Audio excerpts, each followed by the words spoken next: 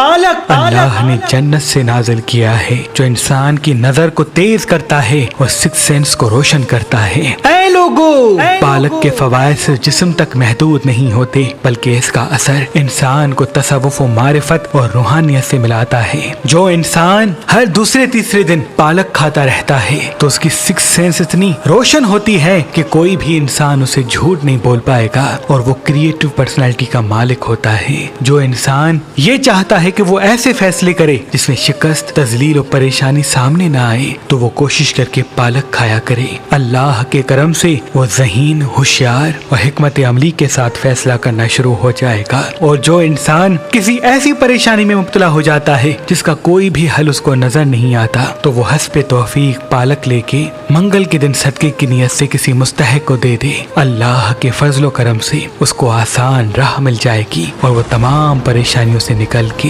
कामयाबी और कामरानी से मिल जाएगा।